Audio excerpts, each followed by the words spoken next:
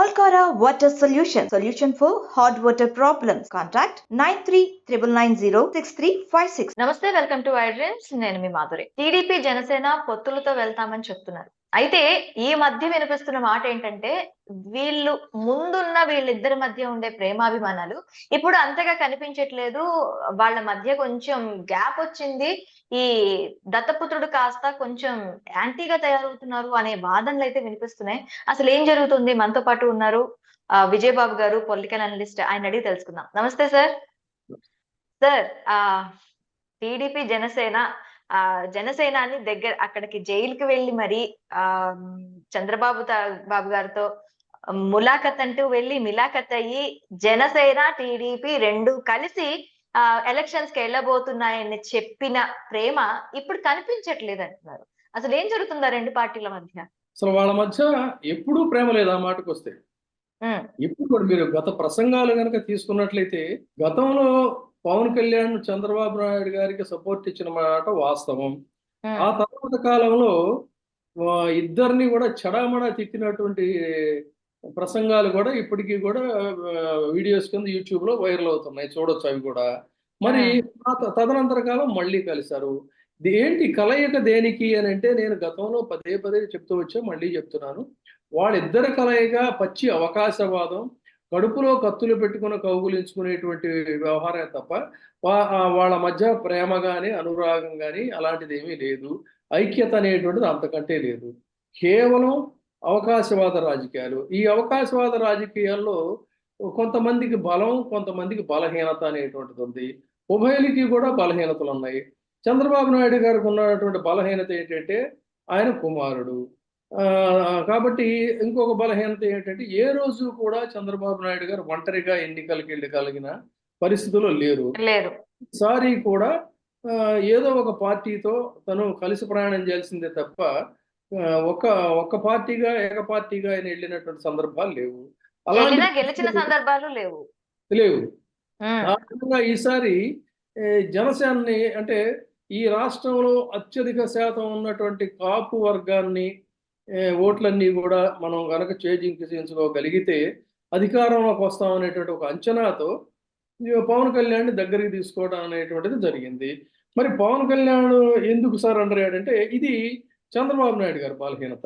మరి పవన్ కళ్యాణ్కు ఉన్నటువంటి బలహీనత ఏంటంటే, ఏదో ఒక మాసివ్గా వచ్చి ఊకదంపుడు ఉపన్యాసాలు, రెచ్చగొట్టేటువంటి ప్రసంగాలు, ఇలాంటివన్నీ ఏదో చేయగలుగుతాడు రాసి ఇచ్చినటువంటి స్క్రిప్ట్తో తప్ప, రాజకీయాల పట్ల ఇప్పుడు పార్టీ పెట్టి 10 సంవత్సరాలు అవుతుందని చెప్తున్నాడు ఆయన. ఈ 10 ఏళ్లలో కూడా రాష్ట్ర పరిస్థితుల పట్ల పరిపూర్ణమైనటువంటి అవగాహన కానీ, వివిధ అంశాల మీద సాధికారికంగా మాట్లాడగలిగినటువంటి పరిస్థితి కానీ ఆయనకి కించిత్తు లేదు అనేటువంటిది సుస్పష్టం.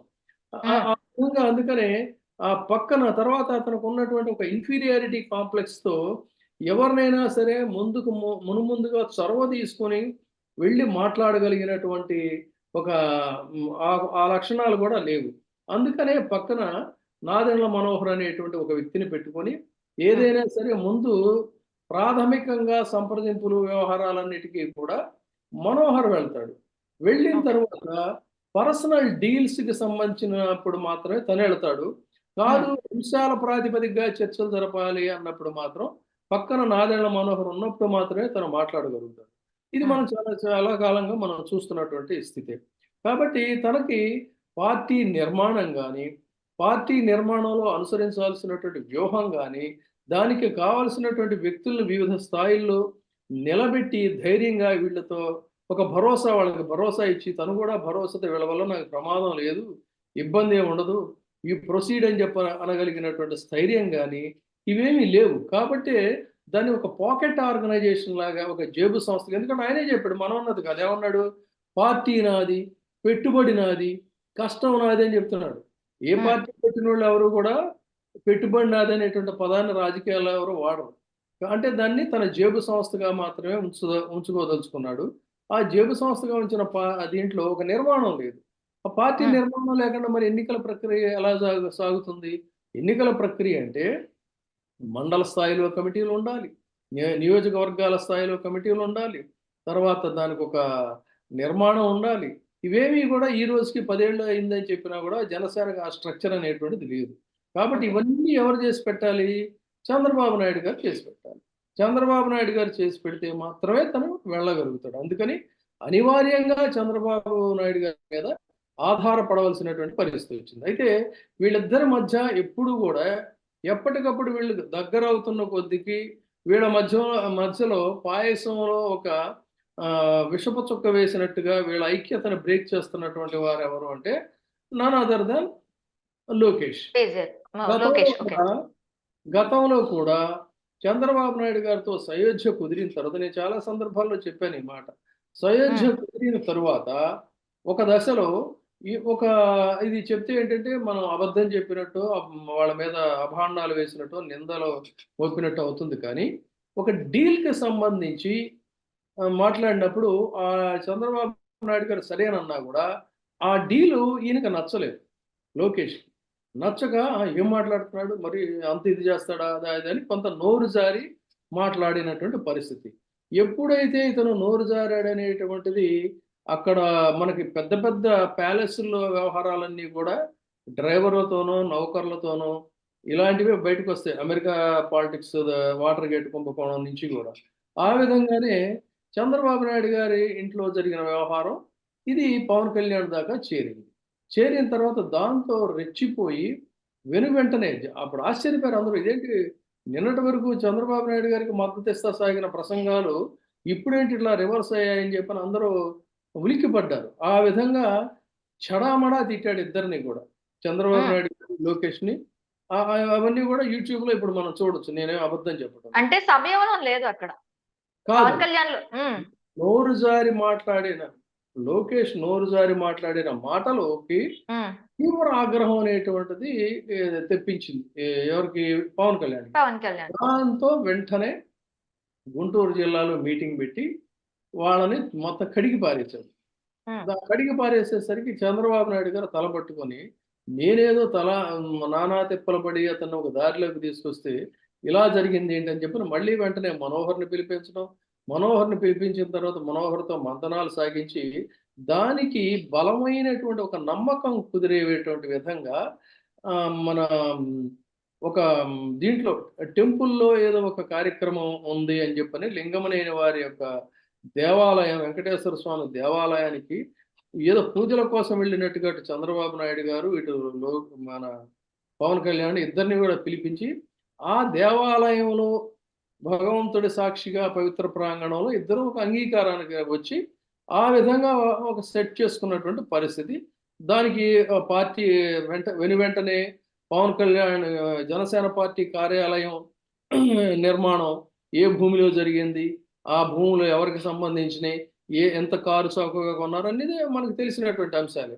అట్లా ఒక సయోధ్య అనేటువంటిది కుదిరింది ఆ రోజున.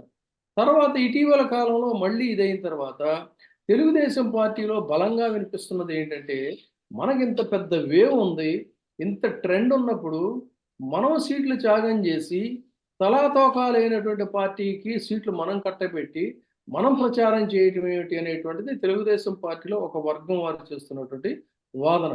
వీళ్ళు నిత్యం లోకేష్ చెవి కొరుకుతూనే ఉన్నారు. అది అటు జరుగుతూ ఉంటే ఇటు జనసేనలో కూడా అదే ఇంచుమించు అదే స్థాయిలో వాళ్ళు చాలా గుంభనగా, ఆసక్తిగా, ఉద్విగ్నంగా ఎదురు చూస్తున్నారు. ఏంటి, మనకి సీట్లు దొరుకుతాయా లేదా, మనకి ఎన్ని సీట్లు ఇస్తాడు, మనల్ని బలిపశువులను కనుక చేస్తే మనం ప్రతిగా ఎలాంటి జవాబు చెప్పాలి అనేటువంటి దీంతో వాళ్ళు సైలెంట్గా అబ్జర్వ్ చేస్తున్నారు.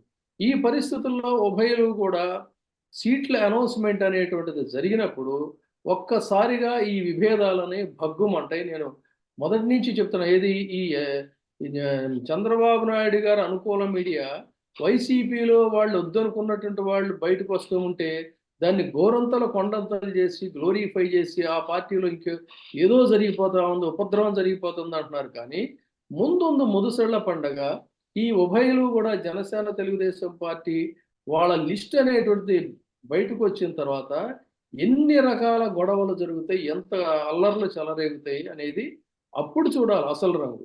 అప్పటిదాకా ఇటు అత్యుత్సాహం ప్రదర్శించి దీన్ని ఏదో హడావుడి చేస్తున్నారు. కానీ ఇద్దరికి కలిసి ఇది ఎందుకంటే రెండు నెగిటివ్ పోల్స్.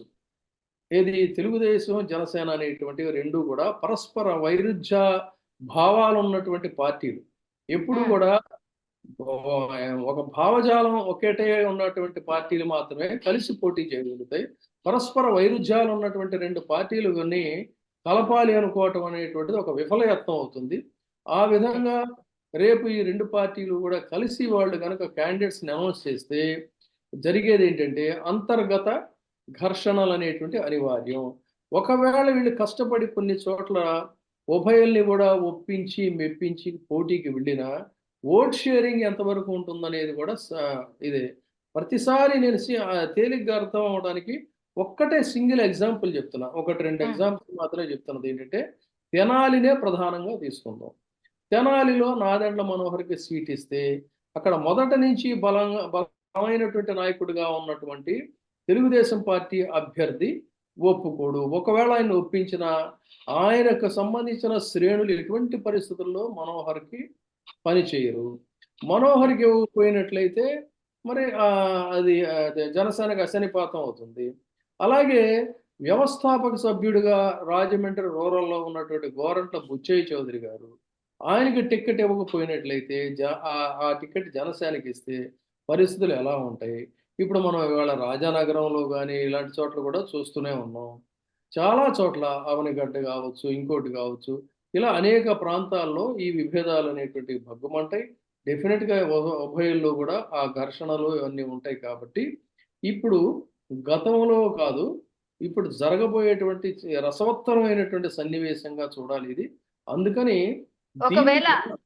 ఒకవేళ పవన్ కళ్యాణ్ టికెట్ల విషయంలో కొంచెం చేజార్చి అంటే ఓకేలే మనం మద్దతు మాత్రం ఇద్దాం అని అంటే జనసేన క్యాడర్ వినే పరిస్థితి ఉందంటారా? నేను చెప్తుంది అదేనమ్మా. ఇప్పుడు ఇన్ని ఇచ్చినా ఇప్పుడు అక్కడ తెలంగాణలో చూసాం.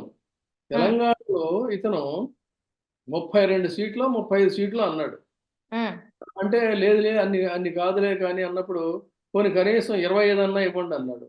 25 ఏమి లేదు అంటే 15 అడిగాడు. 15 కూడా కాదులే అని చెప్పని వాళ్ళు ఏం చేశారు, 10 అన్నారు. 10 కూడా లేకుండా చివరికి అందులో కూడా తగ్గించి మరి చివరికి 8 సీట్లకు పరిమితం చేస్తే కూడా సరేనన్నాడు. కాబట్టి అతనికి కావాల్సింది కొన్ని ఓన్లీ డీల్స్ అంతేగాని అతను ఎప్పుడూ కూడా సినిమా ఈ అవకాశవాద రాజకీయాల్లో ఉన్నటువంటి ఈ బాపత సినిమా వ్యక్తులకు కావాల్సింది ఏంటంటే అప్పటికప్పుడు షూటింగ్ నెక్స్ట్ ప్యాకప్ తప్ప వాళ్ళతో ఏ విధమైన బాండింగ్ ఉండదు. బట్ రాజకీయ పార్టీల్లో ఏంటంటే సుదీర్ఘకాలం పాటు బంధాలు, అనుబంధాలు, ఆప్యాయతలు, స్నేహాలు ఇవన్నీ ఉంటాయి. ఇతనికి ఉండదు కదా. కాబట్టి ఏం చేస్తాడు, తన చుట్టూ 10 ఏళ్ల నుంచి తిరిగిన ఎంతమందినైనా కూడా బలి పెట్టడానికి రెడీగా ఉంటాడు. అయితే ఆత్మగౌరవం ఉన్నటువంటి అనేక మంది అందుకు సంసిద్ధులుగా లేరు. వాళ్ళు ఖచ్చితంగా రేపొద్దున తిరగబడతారు. ఏ విధంగా ఇతను సముదాయించుకోగలుగుతాడో, సమాధానం చెప్పగలుగుతాడో అనేటువంటిది మనం ఎదురు చూడాలి. Okay, thank you sir, thank you very much.